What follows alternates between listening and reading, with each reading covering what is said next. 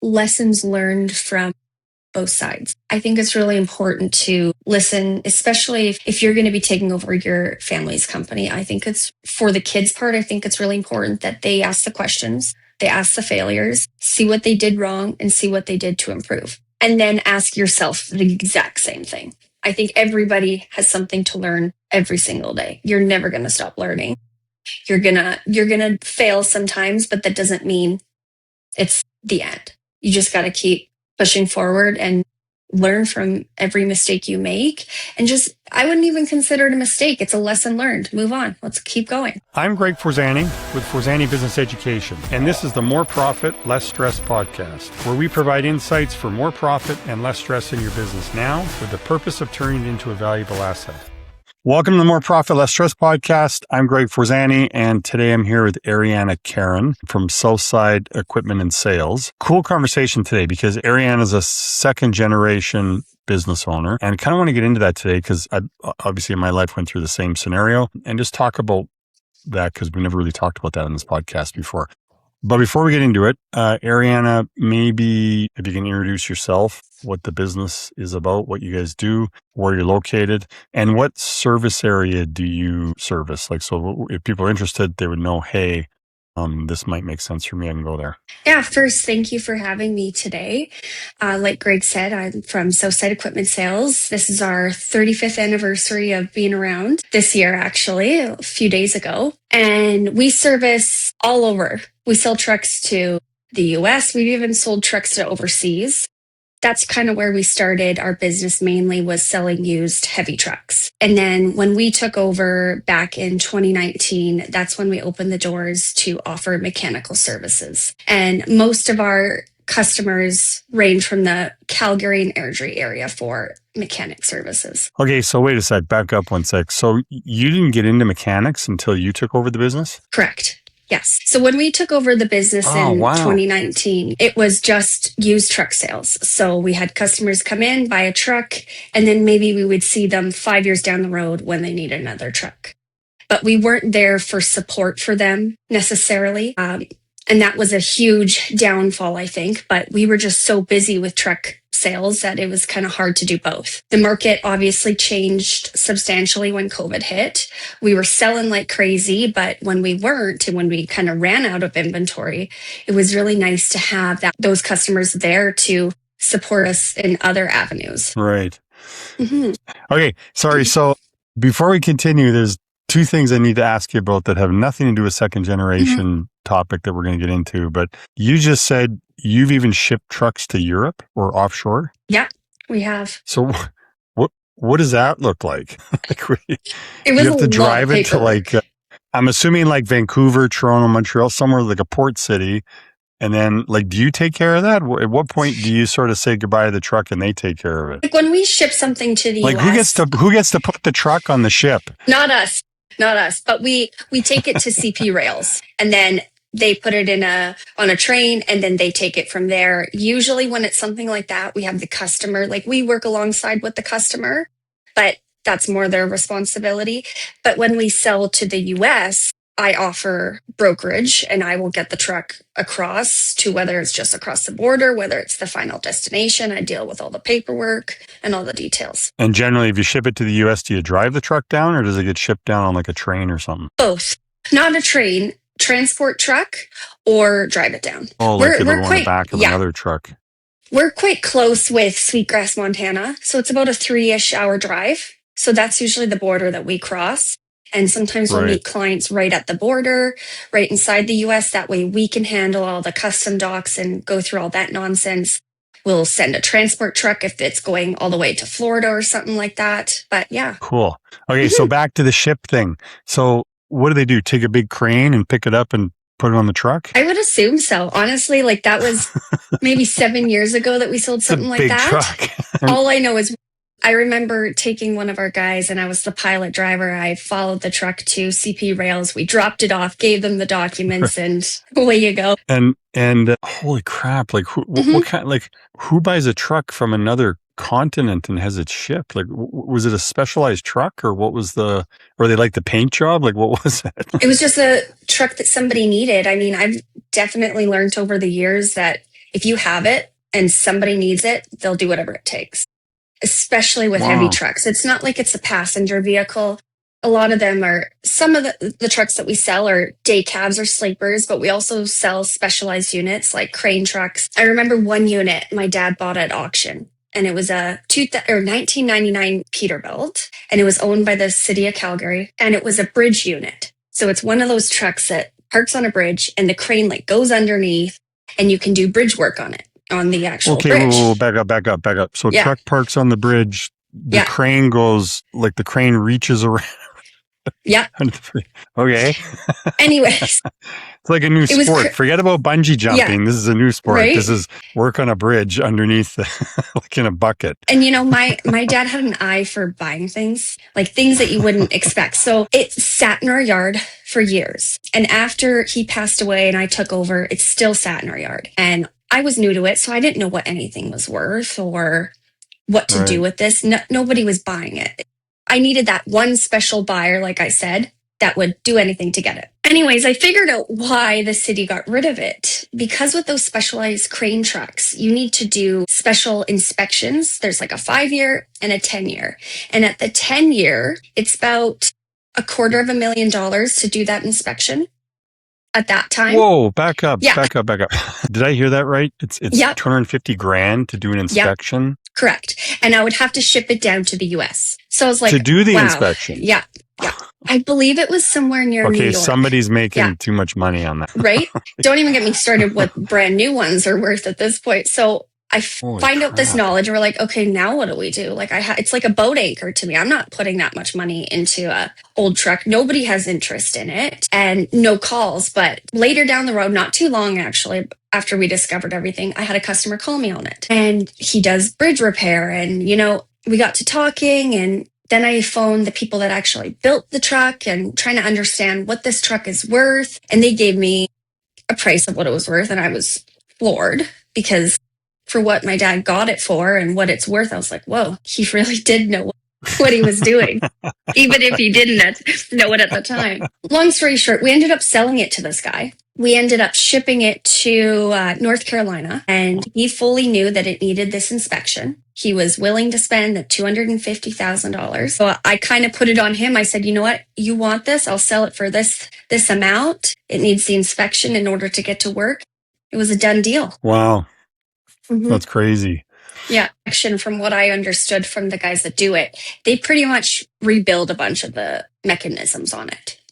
Really? Because they give an expiry date on it. So, it's been 10 years. We need to replace this. I guess I'm envisioning this and probably lives are at stake, right? So kind of makes sense. They got to. Yeah. But again, if you're in that market and you have something that everybody doesn't have, the world's your oyster. Right. No kidding. Holy crap. Okay. So we're going to get into second generation business owners, but let's start at the beginning. And I think just because it's actually, and I don't mean to sound like I'm stereotyping here, but I think it's kind of a cool story because like at what age did you start working in the business? It's a little blurry. I think it was... It probably started with, hey, can you go mop the floor? And you're like in grade 6 or something, right? Like I was in grade 6 when they're like, go sort hangers. So I'm assuming it's... I grew up around the company. When I was a little girl and would come in, me and my sister would both come in and we both would say, when we're older, we're going to take over and fire everybody. I even think my sister came in here one day when she was little and started firing people. And now I don't love firing people. Who would have thunk? Right. But I think shortly after high school, I didn't know what I wanted to do. I wanted to come work here, and my dad was very hesitant at first. He was of the generation of he didn't want me to be in this job because of how stressed out he was. He wanted an easy life for me. He didn't want me to have to worry. And it took a lot of convincing for him to let me work here. And so one of his receptionists was going on maternity leave. And that's when I kind of came in here full time. And I started out as admin.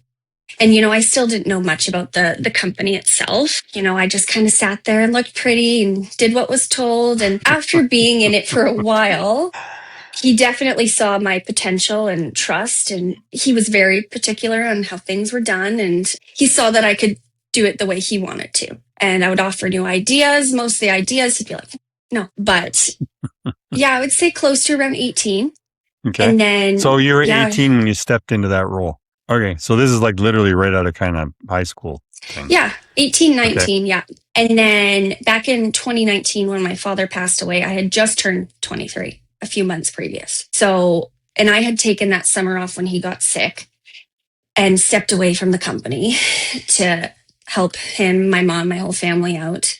And we kind of left the company in hands of employees. And that whole year leading up to his passing, my dad was kind of in and out, not feeling well, not knowing what was going on. So he kind of took a step back, and employees were kind of running the ship.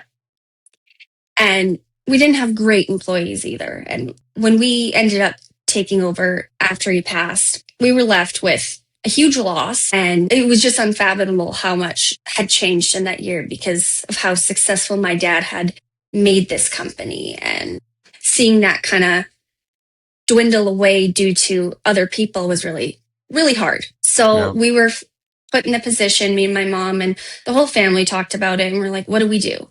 I know my dad didn't want us to keep the company going, mostly again for the fact of he didn't want us to stress. He wanted us to enjoy life because growing up, my dad worked so hard that he would miss a lot of things. Like we had a cabin, and my mom would bring us up on the Friday, and he wouldn't come, but he'd meet us maybe the Saturday, or he would come up at like 11 o'clock on the Friday. He really did put the company first in a sense for us. Because a bit of background on my father was he grew up in a family that wasn't so kind, and he ended up leaving home when he was 12. Never went back. And they had nothing. He was from Ottawa, so he traveled all the way to Vancouver, and one of his first jobs was selling magazines. And he just selling what? Magazines. Oh, magazines. Okay. Yeah. So he just kept getting odd jobs like that and ended up working for somebody else that did something similar to what we do now, like curbing trucks. Back then was what they would, a curber. Right. Yeah. Anyhow, he ended up moving to Phoenix, Arizona, and he opened up a company there selling used trucks. And one of my dad's clients was bringing up a tree spade. And coincidentally, my mom was friends with this guy and was the pilot driver for the tree spade. So she ended up following this tree spade all the way to Phoenix, and that's how she met my dad. So 2 different worlds, but I'm assuming it happened on the drive. Well, no, that when they got there, they met and became friends for a while, and she kept doing runs like that for this other gentleman, and they became friends. And then my dad ended up moving the company to Idaho. So then it was in Idaho, and there was a lot of money to be made back then, especially in the US and in those areas. But then my mom ended up becoming pregnant with my older sister, and it was too much for her to travel because she was still from Airdrie. So she would travel back and forth, and she didn't want to be away from her family either. So they made the decision shortly after she was born that, okay, we need to close down, and he's going to come back to Airdrie. So that's what they did. They closed it down and started fresh here. 35 years ago. Wow. Yeah. Wow. Okay, so you, in 2019, you said you're 23? Yeah, just turned 23. And now you've got so your dad passes, which is obviously very sad. Who took over first? Was it you that went straight in and took over? Was it your mom, your sister? Like, what'd that look like? Was it a joint thing? Like, how did that come about? It's a bit hazy to me. I think I was in fight or flight in those first few months. That makes sense. Yeah. It was me and my mom, and then my husband, Curtis. He quit work up north to come help with my dad, and then he ended up coming to work for Southside, and now he's a journeyman Red Seal heavy-duty mechanic. And so we kind of all took that leap together, and we were just making it up as we go at that point because we were still grieving. We were lost. We didn't know what to do. We were coming into a huge loss from the company. And then shortly, about a month and a half after my dad passed, my mom got really sick. And she has Crohn's. So all the stress and all of that just brought a toll on her. So she ended up being hospitalized for quite a while, surgeries, and was bedridden in a sense. It wasn't fun for any of us at all. But at that point is when it was kind of all on me. Everything was all on me. I had my husband to lean on, obviously, but I still felt the pressure that it was all on me. And it was just go, go, go. And I still remember my first truck sale I made was in December of that year. And it was a gravel truck. And I was just so over the moon. I was going to fall right out of my chair if you said it was the bridge truck. If that was the first one, I'm like, no way. Right? Like, what? No, like, welcome to the fire. Yeah.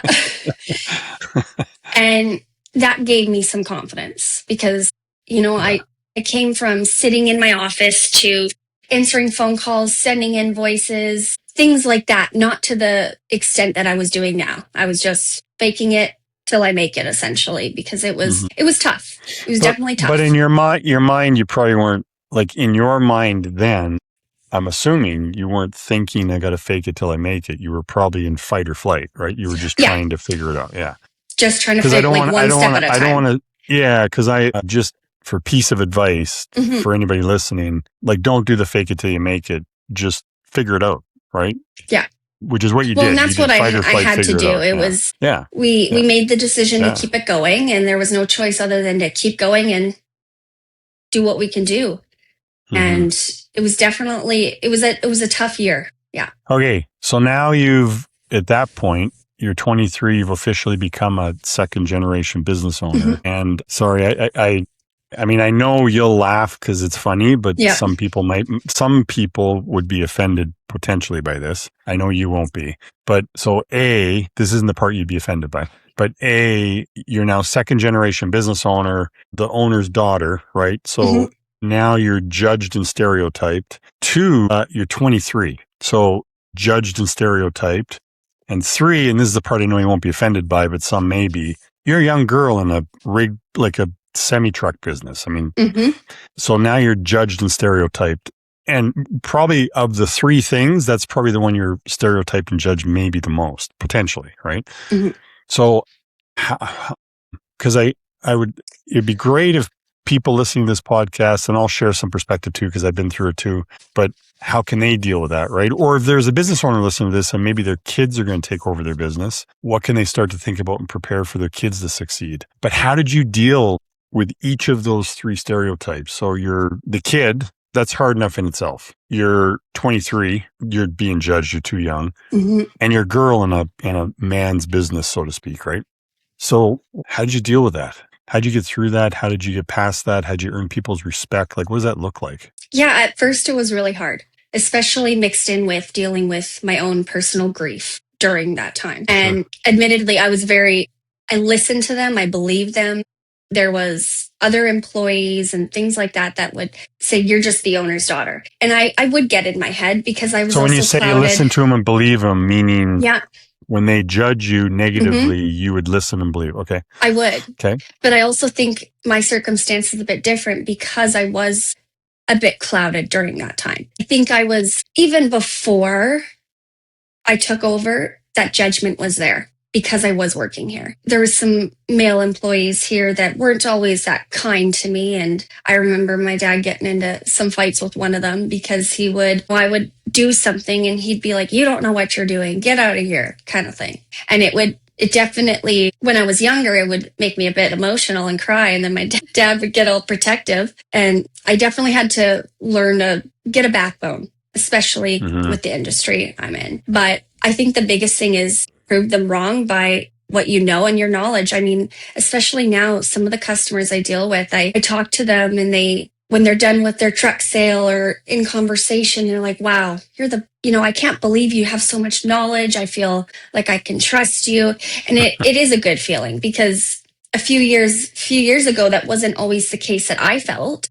With the industry I'm in, especially back then, there was older generations, and not to be stereotypical, but they were more old school, right? We sold to a lot of old farmers and things like that. Kind of just like my dad. He was old fashioned. And so they'd walk in and say, no, where's the person I can talk to? Yeah. You're like, that's me. That's me. Hello. Like, where's the person I can talk to? Right. And I think you're like, well, you can go look around, and when you don't find anybody, come back. It's me. Yeah. And you can't just change somebody's mind just like that. You need to prove it to them. And once they see that what you can do, And if they still don't change their mind, there's nothing you can do about it.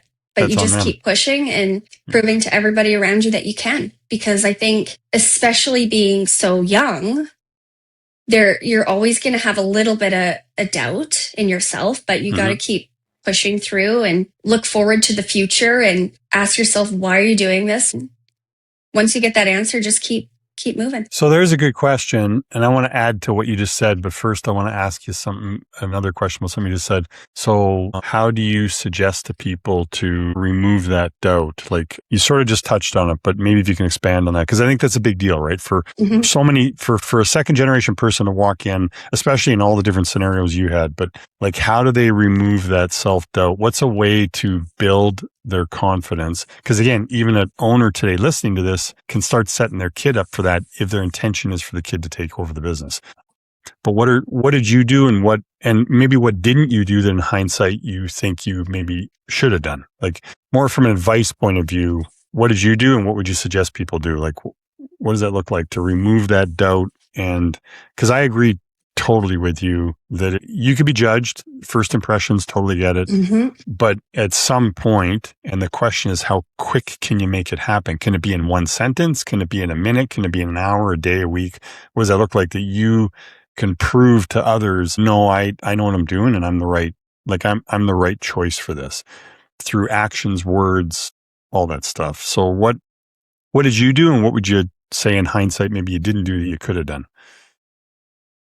I think one conversation with somebody, can change their mind. But if you have, I agree.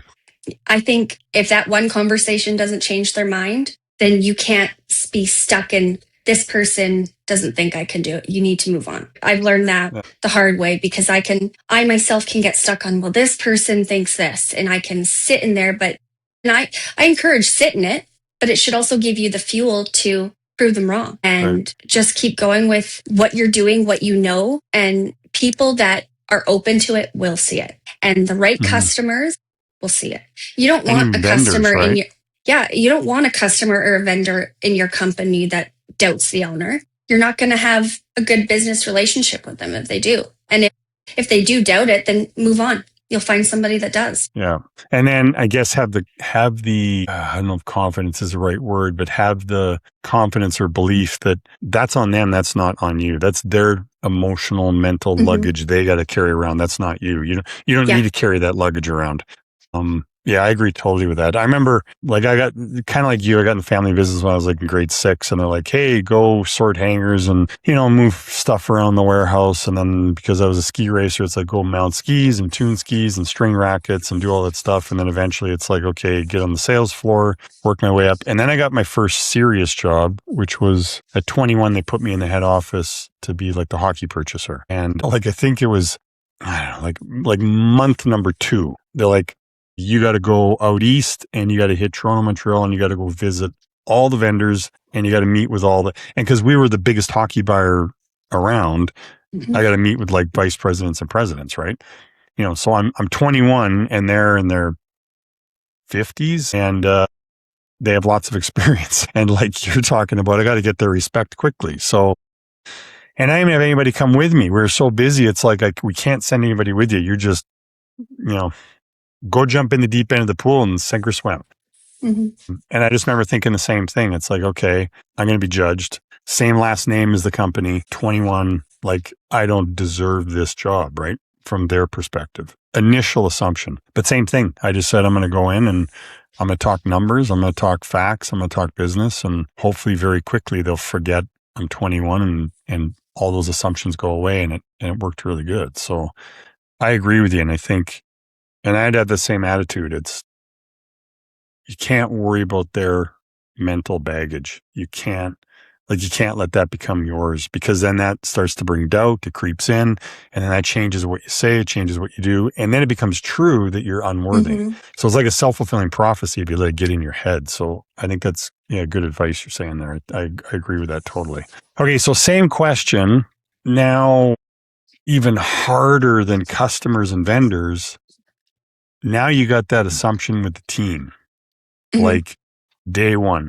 And I totally appreciate that before that, at 18, you step in and you're a full-time employee.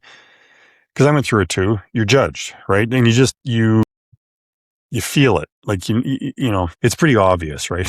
You just know you're being judged. And probably part of it's mental trash of assuming everybody's judging you.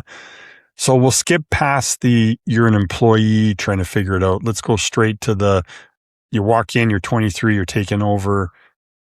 Share your story. Again, same thing. What did you do? And then maybe in hindsight, what would you have done differently? I guess A, stop worrying about the judgment, and B, earn the respect of the team. Because it's I hard. think that, yeah, it is hard, especially when you have employees that are much older than you, have more experience than you. Yep. And here I am, again, 23. I think it's a mutual respect. I think if you show your employees respect, and they will return it as well. I think for me, especially with some of the older employees, especially my shop foreman, I leaned on him heavily because he had a company before. Right. And I would ask him things all the time.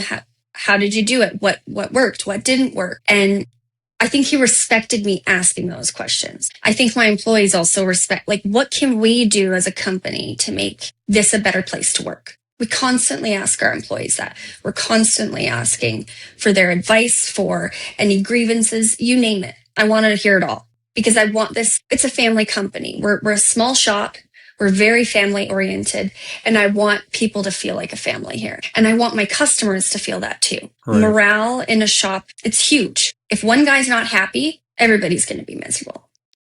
And then on top of that, I think showing your employees that you're actually getting stuff done. You're there to support them, but you're also doing things yourself. Yeah. I was going to say it earlier. You just took the words out of my mouth. You said it differently, but same concept. It's maybe less about, so I guess it's have the confidence that you don't need to be the one that has all the answers as the leader. Mm-hmm. Have the confidence that it's my job is to make sure as a team, we always come up with the right answer. Mm-hmm. And if they understand that, then they respect you as a leader and they don't judge you that you don't have the answer, because at the end of the day, you create a culture where you as the owner and leader, whatever, don't have to have the answer all the time. It's not about that. It's about making sure that the correct answer is found and then stuff gets done. Yeah. So, and you just said that. So I love that. That's spot on. I agree 100% with that. Because then they'll just forget about all those things about you're a girl in a man's business, or you're 23, or you're the boss's daughter. All that goes out the window because it's just about, I'm here to find the right answer, the best answer, and I'm here to make sure it gets done. I mean, what else can they ask for? And I want to create a culture that is like a family where everybody feels a part of it. That's awesome. That'll throw all assumptions out the window. Exactly. Yeah. Yeah. Great advice on that. I guess this is in this time frame. What about we've talked kind of perception assumptions from others, but what about the pressure we put on ourselves? So you get put in that situation. It's your name on the company, family business. And now there's all this pressure that I'm second generation. Do I deserve this? Can I do this? I don't want to let the family down. I don't want to let the legacy down. There's all that kind of pressure. So I guess sort of a series of questions. One would be, did you have that pressure? Two would be, how did you deal with it, and what advice would you give to deal with that maybe you could have done differently? What does it look like? Yeah, there was a tremendous amount of pressure, not put on by others. My mom was really good with that. She trusted me. She said, go get it. And just still does, cool. Full-heartedly trust me. Yeah. My inner is, I put a lot of pressure because I do have in my head, this was my mom and dad's company that they built. I don't want to be the person to jeopardize what they built. Yep. I want to build it up even bigger and better than what it was. And a note on that, just because my dad left the company with a really good reputation doesn't mean second generation kid taking over is going to always end up that way. Mm-hmm. And that Agreed. Is the stereotype for sure, yep. Because you hear more about the negative than the positive. You hear about a kid taking over and they're just a full influx of money coming in. You hear about the kid taking over and it goes this way. You rarely hear about the kid taking over and it goes that way. Yeah. Yeah. But that's what our world is now. You hear more about the negative, unfortunately, than you do the positive. Yeah. So that is why I think also people have it in their heads that, especially younger kids taking over a parent's company, they do have that stereotype in the back of their head because it's so out there in the world. That's what the narrative is. Yeah. Agreed. Now, I think you're a personality type that takes pride in what they do and always wants to do a good job, which, like, in my opinion, basically everybody should be like that. In fact, just kind of sidebar, that should be the first criteria of hiring. If you're going to hire somebody, before you even think about skill set, think about, do they take pride in what they do in all areas of life? Because the way you do one thing is how you do everything. So knowing you're like that is great. But I guess, what advice would you give second generation business owners around that discussion? Like, talk about maybe how you got to step your game up in that respect. And then I got a follow-up question. I think they need to learn to tune out the noise. I think that's a big thing. If you can, because the noise brings the doubt, right? Yeah. If you can turn that off and you know what you're doing, just keep pushing through and believe in yourself. I think that's the biggest thing, is you need to not let those negative voices in your head or those people coming in saying, I don't think this is going to last. Or even, I've even heard from people, which has been insulting, is, I can't believe you're doing it. Like, thank you. I'm glad you had the faith in me. So I think you need to just, sometimes it's tough, but drown out their noise. And if you know what you're doing, just believe in that and keep pushing forward. Yeah, I couldn't have said that better myself. Totally agree. Okay, so second question, follow-up question. I want you to put yourself in the shoes, and you're obviously a very long way away from this, but put yourself in the shoes of the business owner who's the parent who would like their kids to take over, and potentially their kids have expressed interest to take over. But as a parent, you're not sure the kid has what you just described, like that sense of taking pride in what they do. And their personality type may not be the one to be able to do that. What would you do in that situation? I definitely think if you have a kid that wants to be in the company and take over, I think every parent needs to give that kid a fair shot before anything's changed. I do think every kid needs a fair shot at it. But like you said, if they're not in it, then what's the alternative is, if you pass that company on, the likelihood of it surviving is very slim. And you need, as a business owner, you need to be either okay with it closing or not. If you want to keep this going, then you need to make the tough choices and sit down with your kids and really talk to them about what they want to do with their life. Just because you have a family business, some kids might feel obligated to take over. And I think that's what my dad thought. I think that's what he thought. I felt obligated. And that's why I always said, I'm going to run it. And sometimes it was just to annoy him, get under his skin. But I do think you need to have, like you said, the pride, the passion. If your kid has all that and they still don't have the skill, like we've talked about before, it will come. It definitely will come. So then maybe what you're saying is, as a parent, if your kid shows they want to do this, your point is give them the chance, but then maybe see it coming and set them up for success. Like, give them the training, expose them to the experience. For sure. Like, put them where you need to put them so they'll be set up for success. I remember, back when I was in sporting goods, I was for sure one of the biggest customers of Easton Sports in the world. And the founder of the company's name was Jim Easton, and super nice guy. And he really wanted his son, Greg Easton, to take over. And his son wanted to. His son was a smart guy. But I remember what he did was put him in all sorts of different positions in the company as he was growing up, to groom him to be able to take over and understand all the different areas and positions and divisions and countries and factories and in the company, which was really cool. So that by the time he went to take over or got in that situation, he was still fairly young, but had already kind of earned the respect. So he tried to do everything possible to give him the opportunity to do that. So I think that is important. It's setting them up for success. Now, the kid's got to be the one that does the work and learns it and wants to do it and all that stuff. But yeah, I think that's important for sure. Versus probably a lot of parents, even if they think their kid's going to take over, may shelter them and kind of give them a golden spoon, so to speak, or a silver spoon. kind of like, hey, I got this, and do it my way, and kind of push them to the side and keep them over there. And then when it comes time, they're not ready, which is doing that kid no justice. And more importantly, I think what you said earlier, it's not doing the company any justice. Then you're not setting the company up for success. Well, I think on that point, especially given the silver spoon, I think that's also a stereotype in itself as well. I think because that is such a known thing that happens in second generation companies that it's always assumed. Yeah. You know, it's always assumed that, oh, they're working here, they get all this special treatment, and not every company's like that. Yeah, agreed. Yeah. 100% agreed. I know, like I totally agree. Myself, it was the opposite. It was every little thing you had to, like, I was held to a higher standard and had to prove everything all along the way, for sure. And I actually, coincidentally, I guess because of that, I put that on myself as well, that I had to be held to a higher standard. I always had to perform high. I always had to. So yeah, I agree. I think you're right. That's an assumption that's made by people. That's a wrong assumption, but. I mean, sometimes it's true. There's a lot of cases where it is, but there's also a lot where it's not. Yeah. No, you're 100% right.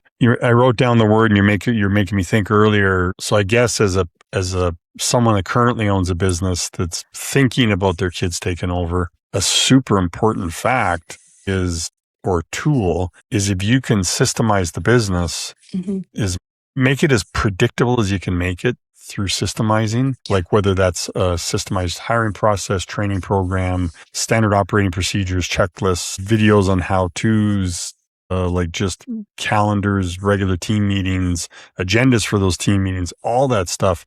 If all that's routine, you're just giving yourself that much more chance that your kids will succeed when they take over versus, because I mean, I'm sure you see it all the time too, but I see it out there in the world. Second generation takes over and it just crashes. In fact, I just talked to I won't say who, because people watching this podcast may know the business, but I just talked to a second generation of a business yesterday, and the dad started the business, did really well, unfortunately passed away earlier than expected.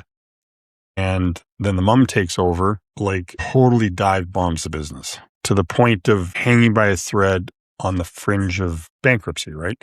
For a super established business that had done really well. And then the son steps in, similar age to you, actually, like 22, 23 when they stepped in, and took over and saved the business. But through the conversation yesterday, I'm just like what I just said. If that business was systemized, so to speak, there was that dive bomb over a period of time would not have happened. And that's it's hard, right? For business owners that you're so focused and entrenched on what you're doing. And, you know, in many cases, that business owner in a small business is the bottleneck, right? Everything touches their desk. And it's hard to put the time aside, to create the time to go put those things in place, right? Because there's so many other things you're supposed to be doing. So I think that's kind of the entrepreneur disease is, I got to control everything. You know, I do everything best. And therefore they don't take the time to systemize their business. And then it's susceptible to, crashing quickly. Like, I don't know, what's been your experience with that? What advice can you give there? What's been your journey with that discussion? Yeah, well, when I did take over, there wasn't much systems in place. We were on paperwork orders that would get lost, dirty, you name it. And that's how we would track people's time on jobs and things like that. Like, there were so many flaws in the system that we had.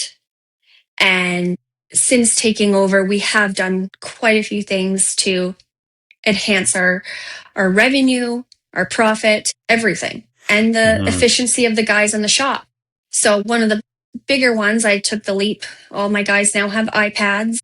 We all have online work orders, and it's awesome. Nobody, other than if they forget a part, but they can put all their parts on, their story, their time, everything, and you don't have to, if you don't want to, you don't have to touch it. Now me, I do have a little bit of that. I like to oversee things. I'm trying to step away, and because they can do it. The systems are there. I know it's going to catch them when they fall, but I also do like nosing my way in there and looking at it. But having simple things just like that software where it keeps track of so many things at once is great. Having weekly toolbox meetings that we call it. And in those toolbox meetings, we go over our grievances, their grievances, everything, and everything's out in the open. They know what my expectations are and what theirs is. And then as for other things, like if for our truck sales, for example, like it's more than just a bill of sale kind of thing. I have checklists as to what I want these trucks to look like. It's a completely different market than your pickup truck. It's substantially more money. You can go and buy a new Ford now for $100,000 to $115,000. Most semi trucks now are in that range, and they're old. Some of them are 2007s. Like they're old, but they hold their value. But even if it's worth that money, I still want it to look worth 150 or whatever it may be. You know, right. I tell my employees all the time, when you get in a truck, think it's your money that you're spending. Does this look like $150,000 to you? Is there a broken vent? Like I want you guys to have pride just as much as me, because your name's on it as well. We want these customers to come back. And if we have the systems in place that they regularly follow, I'm not going to have to remind them of what I expect. So question, trades business, mechanic business, like the industry you're in, if I'm stereotyping, it's usually guys. It's usually they like to work with their hands. They don't like being told what to do. They're very sort of, I don't know if the right word's old school, but maybe we could call it that. And to make the company predictable and do all the things we kind of talked about just recently, you got to put systems in place. So you and I have been working on that, like one thing at a time. What are you putting in place? And I know from some of our conversations, it can be a bit of a struggle, right? So like getting them to adopt it. So other than saying to a business owner, go get a taser gun and shoot them when they don't do what you want, let's not say that advice, although it'd be really good advice, right? Get a water gun instead. You won't be sued. Right. I always say to clients, I'm sure I've said this to you, but I always say to clients, go buy a shock collar and put the remote around your neck. And when they don't listen, just give them a little zap. If only.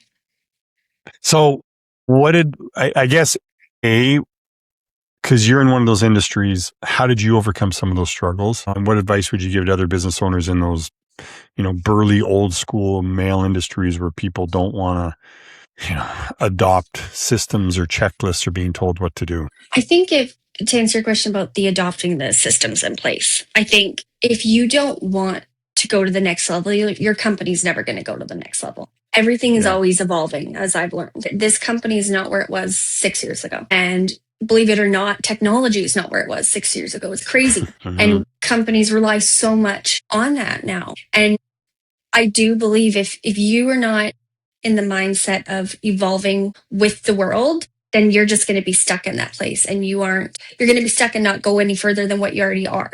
And then as for overcoming the guys in the shop, for my example here, I think it's showing them the systems, showing them how it works. And it's simple as showing how it pays off. For example, our paperwork orders, that was super hard because they had to actually think about their time, right? They had to think about all these things they did, but with the new systems in place, they don't have to have that in the back of their mind. The small things mean a lot in a company, especially a small company. Yeah. But when you have certain things in place, your employees don't have to necessarily think about all those things because it's already taken care of, and they can put their focus on more important things. So show them how it affects them, show them how it makes their life easier, show them the result, like the negative result if they don't. And sometimes that can be hard to do. But to your point, if they don't evolve, they're going to get left behind. I think actually, and I think you said this too, but that's happening at a faster rate nowadays. 10 years ago, maybe 20 years ago, you could get away with not evolving at a quick rate. But boy, today, that ain't like in 2026, that's not the case. You gotta get on that evolution racetrack and drive with the crowd for sure. I agree. I think we sort of touched on this. I want to go back. Family expectations. So second generation business owner, you take over. I guess maybe can you talk a little bit about perceived, like what we would perceive family expectations are versus what they actually are? Like Like what we think the expectations of our family is versus maybe what the actual expectations are. Like, is there a difference there, and what is it? I think to some people there is a difference.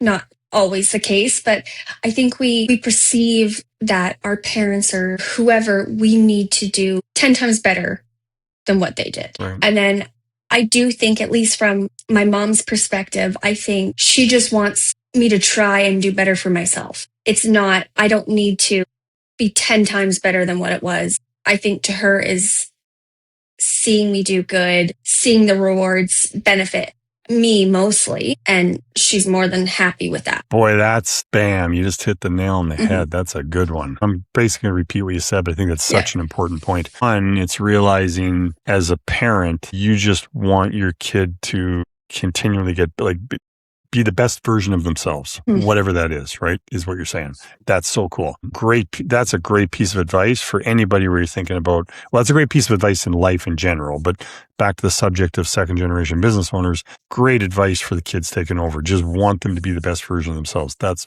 brilliant. I love that. Yeah. And then I guess for the person taking over, if you just try and become the best version of yourself, extend that to the company being the best version of itself and the team being the best version of themselves, then you'll gain the leadership respect. Yeah, that's just a great way to summarize the whole subject, actually. Yeah, very well said. I love that. Anything else, anything I haven't asked or we haven't talked about you can think of with taking over family business? Is there anything we haven't thought about from the kid taking over the business, or is there anything we haven't thought about from parents that are thinking about their kids taking over their business? Like what's something we haven't talked about that comes to mind? Lessons learned from both sides. I think it's really important to listen, especially if you're going to be taking over your family's company. I think it's, for the kids' part, I think it's really important that they ask the questions, they ask the failures, see what they did wrong and see what they did to improve. And then ask yourself the exact same thing. I think everybody has something to learn every single day. You're never going to stop learning. You're going to fail sometimes, but that doesn't mean it's the end. You just got to keep pushing forward and learn from every mistake you make. And I wouldn't even consider it a mistake. It's a lesson learned. Move on. Let's keep going. I was just listening to a podcast while I was making breakfast of PBD. And at one point in the podcast, that's actually one of his guests just said what you said. Mm-hmm. They were talking, and he said it he said it because they were talking about Elon Musk, but that person's opinion of why Musk has been so successful is that he's just absolutely not afraid of learning from failure. Period. End of story. Unapologetically himself. Absolutely. Which is really cool, right? And that's so hard to do. Like for someone who's already so successful, incredibly hard to do because ego gets in the way and they can't a lot of ego would say, well, I can't accept failure. Like I can't be seen as failing, right? But he pushes for failure so he can learn and figure it out. Mm-hmm. Like that dude figured out what they were talking about was rockets. Like everybody else in human history launches a rocket, lets the rocket dump in the ocean, and just think about all the crap inside that rocket, all the chemicals, that all goes right in the ocean. He's figured out a way to have the damn thing come back down and he catches it. Like, what? So, but he failed a million times to do it. So, yeah, that is. Well, I think to bring light to what you're saying, I've seen a lot lately, if people in podcasts and people talking, like if you're scared of failure, then you're not going to succeed. You can't be scared of failure. You need to. Because to achieve greatness, you got to push the limits, and to push the limits, you have to be okay to fail. Absolutely. Yeah. Yeah, totally. And then what I would add to that's such good advice. What I would add to it is make reaching further. So taking chances, making decisions, and you got to be smart about them. You can't take chances that'll bankrupt your company. Then that's really stupid. But you gotta reach further than you think to potentially fail, learn the lessons, and achieve more. But I think the point I wanted to add to that is basically what you're saying. But the point I want to add to that is kind of make it a habit, make it part of what you do, right? Like just make it as part of the culture that everybody, and obviously I got to be very careful how I say that because you got to make sure if you fail more expensively than you succeed, company will go bankrupt. So it's got to be calculated and smart, and there has to be risk management, maybe a better way to say it. But be okay to reach further all the time and be okay that you might fail. If you risk manage it, you're fine. And make that kind of a habit. Put that in the culture of the company. It's fantastic advice. I really, really like that. Awesome. Arianna, thank you very much. That was great. That's a subject we've never got into on this podcast. I think it's small business. It's a big deal, right? Because many small businesses, I think they would want their kids to take over if their kids want to take over. It's kind of one of those things like, I don't want to force them to take over if they don't want to do it and blah, blah, blah. But deep down, if the kid expresses interest, to be like, oh, wow, proud moment. I'd love for the kid to want to take over, right? But you also want them to succeed. So I think the lesson is you got to set it up so they can succeed. And that goes back to that systemizing thing. It goes back to mentally preparing them. Like a bunch of stuff we talked about today just goes back to start at the youngest age you can think of to mentally and skill wise and knowledge and habit wise prepare them to succeed when they take over, if they choose they want to take over. Exactly. Very cool. Thank you, Arianna. I appreciate it. Thank you so much. I loved our conversation today. Yeah. Sorry, one last question. How, if anybody's interested in a truck, and the cool thing with your trucks is, people can't assume it's just like a semi truck. Like you do all sorts of different specialty trucks, right? Like picker trucks and fixing bridge trucks. So you've got, and I think another cool thing is, and I think anyway, this is sort of something that excites your team, is when someone wants a specific, like a truck for a specific reason, you guys can, for lack of better words, fabricate that truck, right? If that's the way you'd explain it. Exactly. And that's cool, right? So if anybody's got like an idea of like, I need a truck that specifically kind of does this task, call Southside and, they can probably build it for you, right? They can take a used truck or a new truck or whatever and turn it into that truck, which is really cool. So how do they reach you is my question. They can get a hold of me. They can give me a call. They can reach out to me on our website or Facebook or our email. And the website is SouthsideEquipmentLTD.com. Okay. Yeah. And you're located in Calgary. Yeah, located in Calgary, Alberta. We service all over Calgary, Airdrie, all the way up to Edmonton. And if you're in the US looking for a truck, we can ship it down to you. Cool. And you can fabricate cool trucks. Yeah. We do a lot mechanical work on them. Fabricate. Yeah. We like turning nothing into something, I should say. Something we like cool. to do that a lot. We've built a lot of water trucks, fuel trucks, crane trucks, you name it. Gravel trucks. That's cool. Yeah. Very cool. It's like Lego for adults. Oh, I know. It's fun to, when you're driving around town. I remember this, and it must be a man thing, because this has happened all the time. When we would drive around as a kid, my dad would point out, oh, I built that building. I did this. I did that. And my husband's the exact same. Right. Oh, I worked at this building. I planted those trees. And I find myself now, when we're driving on the highway, hey, we sold that truck. Hey, we worked on that truck. And it's fun. Yeah, that's cool. Yeah, but that's cool, because I think to be a successful entrepreneur, you have to want to be a creator, if that's the right word, which means you got to want to create and you got to take pride in what you create, right? And I think that's great. That's awesome. I'd say it's an entrepreneurial thing. Very cool. It is. You have to be excited for it too. Yeah. Passion. Thank you, Arianna. Appreciate it. Thank you again. This was awesome. Thanks for listening to the More Profit, Less Stress podcast. If you liked what you heard, be sure to subscribe or follow on your favorite podcast platform. And leave a comment or review, as it helps with the algorithm. To learn more about us and what we do, check out our website. Until next time, go make it happen.